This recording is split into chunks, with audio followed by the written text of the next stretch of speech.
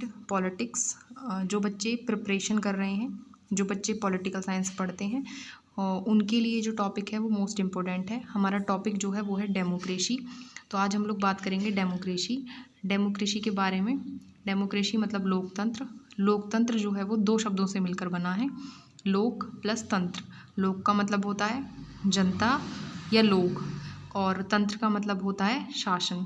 लोकतंत्र एक प्रकार का शासन व्यवस्था है, यानी कि लोकतंत्र जो है वो एक प्रकार की शासन व्यवस्था है जिसमें सभी व्यक्तियों को समान अधिकार होता है और जिसमें राजनीतिक, सामाजिक और आर्थिक न्याय की व्यवस्था भी है। देश में ये शासन प्रणाली लोगों को सामाजिक, राजनीतिक तथा धार्मिक स्वतंत्रता प्रदान करती है। हमारे देश में जो ये शासन प्रणाली है ये लोगों को सामाजिक, राजनीतिक तथा धार्मिक स्वतंत्रता भी प्रदान करती है। नेक्स्ट अगर हम लोग बात करें डेफिनेशन की, तो परिभाषा देख लेते हैं। लोकतंत्र की परिभाषा: ऐसी शासन व्यवस्था जिसमें राज्य सत्ता किसी एक व्यक्ति या कुछ व्यक्तियों के हाथों में ना होकर जनता में निहित होती है, उसे लोकतंत्र कहते हैं। यानी कि लोकतंत्र की जो पावर है वो जनता में होती है, ना कि कुछ लोगों में या कुछ समूह में। ठीक है। नेक्स्ट अगर हम लोग बात करें डेमोक्रेसी के टाइप्स की, तो डेमोक्रेसी के जो टाइप्स हैं वो 2 टाइप्स होते हैं। जैसे कि आप लोग जानते भी हो, प्रत्यक्ष और अप्रत्यक्ष, यानी कि डायरेक्ट और इनडायरेक्ट। तो सबसे पहले हम लोग बात कर लेते हैं प्रत्यक्ष लोकतंत्र की। प्रत्यक्ष लोकतंत्र यानी कि सीधा लोकतंत्र, जिसमें नागरिक जो है सारे फैसले मतदान द्वारा करता है, इसे प्रत्यक्ष कहा जाता है। यानी कि डायरेक्टली मतदान सिस्टम के अकॉर्डिंग कोई भी निर्णय लेना। नेक्स्ट अगर हम बात करें अप्रत्यक्ष की, तो अप्रत्यक्ष जो है वो ये है कि प्रतिनिधिक लोकतंत्र वह लोकतंत्र है जिसके पदाधिकारी जनता के किसी समूह द्वारा चुने जाते हैं।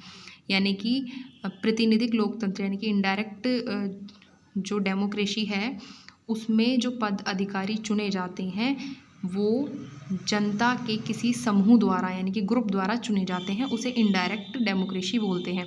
नेक्स्ट अगर हम लोग बात करें गुण की, तो लोकतंत्र के गुण हैं। फर्स्ट आप जानते ही हो कि जनता का सहयोग, ये गुण में ही आएगा।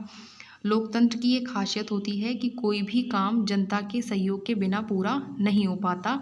नेक्स्ट हम लोग बात करें सरकार जनता के आर्थिक विकास के लिए जन कल्याणकारी योजनाएं चला सके, इसके लिए जनता सहयोग करती है।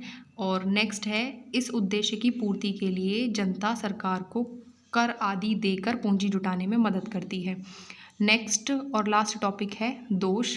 जैसे कि आप स्क्रीन पे देख भी रहे हो, तो दोष में सबसे फर्स्ट वाला पॉइंट आ जाएगा सहमति के बजाय बहुमत का बोलबाला, ये एक दोष है। नेक्स्ट है प्रजातंत्र में आयोग भी शासक बन सकता है, ये भी एक दोष में आता है। समय तथा धन का अपव्यय, ये भी दोष है, और समय तथा धन का अपव्यय 2 बार प्रिंट हो गया है। नेक्स्ट हम लोग देख लेते हैं बहुमत का अत्याचार, ये भी दोष में आता है। शासन के अंगों में गतिरोध, ये भी दोष में ही है। नेक्स्ट है लोगों का नैतिक पतन, ये भी एक दोष में आता है। दलीय व्यवस्था के दुष्प्रभाव, ये भी दोष में है। जनता का शासन एक मिथ्या धारण, ये भी एक दोष में है। तो आई थिंक मुझे लगता है आपको ये टॉपिक कंप्लीटली समझ में आ गया होगा। तो ये जो आज हमने टॉपिक पढ़ा था ये है डेमोक्रेसी। आपको अगर अच्छा लगा हो तो आप मेरे चैनल को लाइक एंड शेयर और सब्सक्राइब ज़रूर करें, और इस चीज़ के लिए आपका थैंक यू सो मच।